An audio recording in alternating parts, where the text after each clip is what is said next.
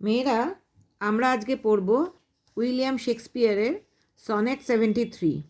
তোমরা class 11-এ William শেক্সপিয়ারের কিছু নাটক পড়েছিলে, যে নাটকগুলো গল্প আকারে তোমাদেরকে দেয়া ছিল। তো সেই গল্প আকারের যে নাটকগুলো ম্যাকবেথ, ওথেলো, হ্যাঁ, এই সমস্তগুলো তোমরা পড়েছো এবং জানো যে উইলিয়াম শেক্সপিয়ার অত্যন্ত দক্ষ একজন নাট্যকার ছিলেন। এই সনেটটা আমরা পড়লে বুঝতে পারবো যে তিনি একজন অত্যন্ত দক্ষ কবিও ছিলেন।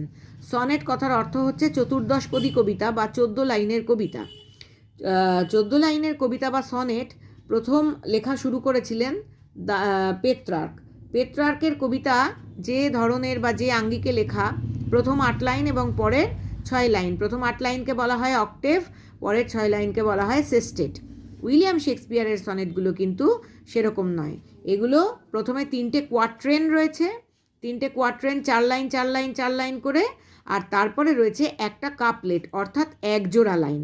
অর্থাৎ প্রথম 4 4 4 12 লাইন, তারপরে এক জোড়া লাইন অর্থাৎ 14।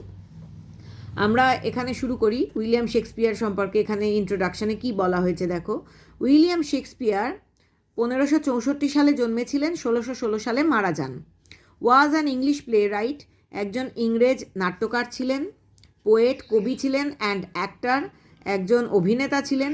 Widely regarded as the greatest writer, তাকে সর্বত্র মনে করা হতো সবচেয়ে শ্রেষ্ঠ লেখক in the English language, English ল্যাঙ্গুয়েজের সর্বশ্রেষ্ঠ লেখক বলে তাকে মনে করা হয়। হিজ ওয়ার্কস ইনক্লুড, তার যে কাজগুলো রয়েছে তার মধ্যে রয়েছে 39 প্লেস, 39খানা নাটক, 154 সনেটস, 154খানা চতুর্দশপদী কবিতা, অ্যান্ড 2 লং ন্যারেটিভ পোয়েমস, দুটো বিরাট বড় লম্বা বর্ণনামূলক ন্যারেটিভ পোয়েমস অর্থাৎ বর্ণনামূলক কবিতা।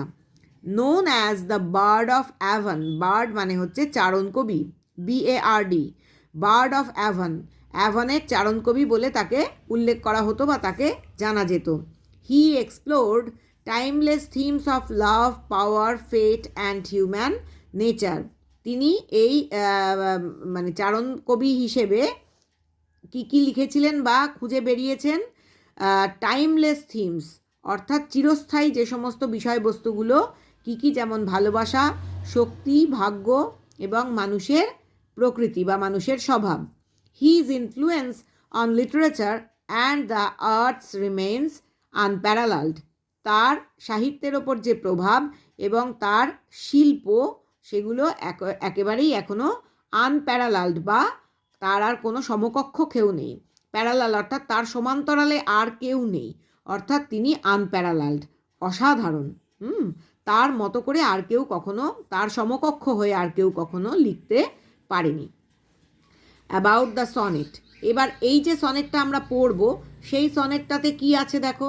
সনেট 73, 73 নম্বর সনেট, রিফ্লেক্টস, আমাদের এখানে দেখাচ্ছে অন এজিং, বয়স বেড়ে যাওয়ার থিম বা বিষয়বস্তুকে আমাদের কাছে তুলে ধরছে।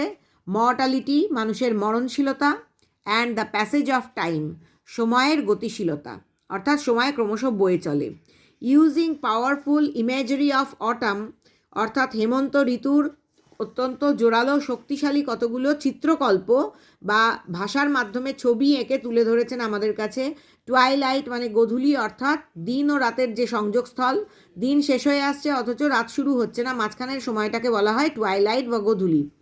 অ্যান্ড এ ডাইং ফায়ার, একটা মৃতপ্রায় আগুন, অর্থাৎ সব কিছুতেই দেখো হেমন্ত মানে পুরো ঋতুর চক্র যেটা সেটা শেষ হয়ে আসছে, টুয়াইলাইট গোধূলি, দিন শেষ হয়ে আসছে, রাত এসে গ্রাস করবে, এই রকম একটা সময়, এবং একটা মৃতপ্রায় আগুন। Shakespeare compares his aging self to nature's decline, Shakespeare তুলনা করছেন তার ক্রমশ বেড়ে যাওয়া বয়সের যে নিজ সত্তা তার সঙ্গে প্রকৃতির ডিক্লাইন, অর্থাৎ প্রকৃতিও অস্তমিত হচ্ছে, প্রকৃতিও আস্তে আস্তে ক্ষয়ে আসছে। The poem suggests that awareness of life's transience, এই কবিতাটি আমাদেরকে দেখাচ্ছে বা বোঝাচ্ছে আমাদের মধ্যে সেই সচেতনতাটা যে জীবন আসলে ক্ষণস্থায়ী, জীবনের ক্ষণস্থায়িত্ব সম্পর্কে আমাদের সচেতনতা জাগিয়ে তুলছে। এবং সেই জীবনের ক্ষণস্থায়িত্ব কী করছে? ডিপেন্স লাভ, জীবনের ক্ষণস্থায়িত্বই যে কোনো ভালোবাসাকে আরও গভীরতর করে তোলে। জীবন ক্ষণস্থায়ী, জীবন বেশি দিন স্থায়ী নয়, এবং তার ফলেই যে কোনো ভালোবাসা এই সচেতনতা আমাদের মধ্যে জাগার ফলে আরও গভীর হয়ে ওঠে। As we cherish what must eventually B lost, এবং সেই বিষয়টাকে আমরা আরও বেশি করে নিজেদের মধ্যে লালন করতে থাকি বা আরও বেশি করে পছন্দ করতে থাকি, স্নেহ করতে থাকি, যা ঘটনাক্রমে ক্রমশ আমাদের মধ্যে থেকে হারিয়ে যাবে। অর্থাৎ আমাদের ধরো বয়স যত বাড়তে থাকে, আমরা আমাদের ক্ষয়ে আসে যে সৌন্দর্য, তাকে আরও বেশি করে আঁকড়ে ধরি। যে মানুষ মারা যাবে বলে আমরা জানি, তাকে আরও বেশি করে আঁকড়ে ধরি। অর্থাৎ জীবনের ক্ষণস্থায়িত্ব যে কোনো ভালোবাসাকে গভীরতর করে, এবং আমরা আমাদের মধ্যে লালন করে চলি, যা ঘটনাক্রমে ঘটনা প্রবাহ অনুযায়ী আস্তে আস্তে আমাদের জীবন থেকে হারিয়ে যাবে, তাকে আমরা আরও বেশি করে নিজেদের মধ্যে লালন করতে থাকি।